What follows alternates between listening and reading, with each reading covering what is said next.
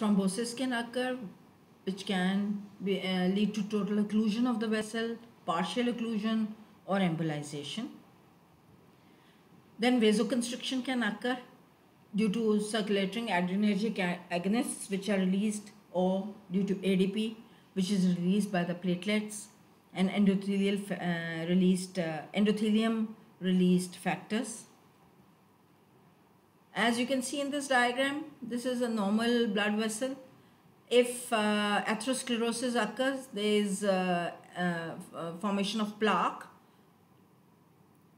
Now, two things can occur. This plaque, atherosclerosis, it leads to fixed coronary obstruction, which is typically seen in angina.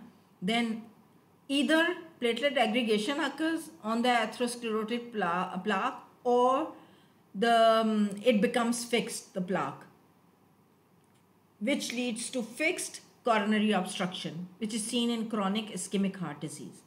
If platelet aggregation occurs, it can lead to thrombus formation.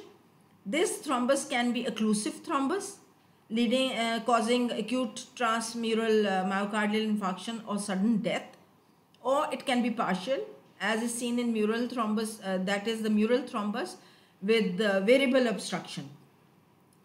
It can lead to embolism, and unstable angina or acute subendocardial myocardial infarction or sudden death is seen in this case. Angina pectoris, it can be paroxysmal, sudden, recurrent. It lasts for 15 seconds to 15 minutes, and reduced perfusion, but no infarction is seen. It can be stable, relieved by rest or nitroglycerines, and it can be prinzmetal, occurs at rest. Vasospasm is the main feature. It responds to nitro, and there is ST elevation, often occurs in younger people, and there is not much atherosclerotic narrowing. Unstable angina occurs at rest and leads to MI, perhaps thrombosis, transmural necrosis, embolism, or disruption of the plaque. Myocardial infarction, it is coagulative necrosis of myocardium because of ischemia of coronary artery, spasm, or occlusion. It can be transmural or subendocardial. Transmural infarction, most common, it involves full thickness of the ventricle wall, maybe a progression of subendocardial infarct, and it is caused by atherosclerotic plaque, superimposed thrombosis, occlusion of the coronary artery.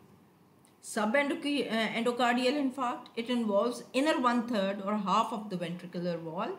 It is caused by reduced coronary perfusion, as in shock or hypotension, and it may progress to transmural infarct. Risk factors for MI, as you know, age, male, person, patient, menopause, atherosclerosis, hypertension, smoking, diabetes, high LDL and low HDL, and hyperlipoproteinemia. Now, different changes occur at different timings in infarction.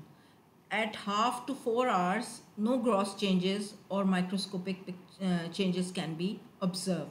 4 to 12 hours, occasionally dark mottling is seen, and microscopically there is beginning of coagulation, necrosis, edema, and hemorrhage. At 12 to 24 hours, dark mottling is seen, and ongoing coagulative necrosis can be seen, which includes pygnosis of nuclei, myocyte hypereosinophilia, and neutrophilic infiltration. At 1 to 3 day, mottling with yellow tan infarct center can be observed grossly, while microscopically coagulation necrosis with loss of nuclei and striations can be observed. On 3rd to 7th day, hyperemic border, central yellow tan softening can be observed, and microscopically there is beginning of disintegration of dead myofibrils.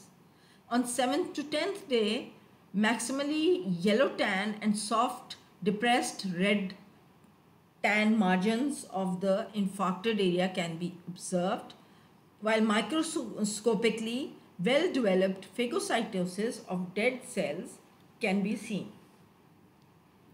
On 10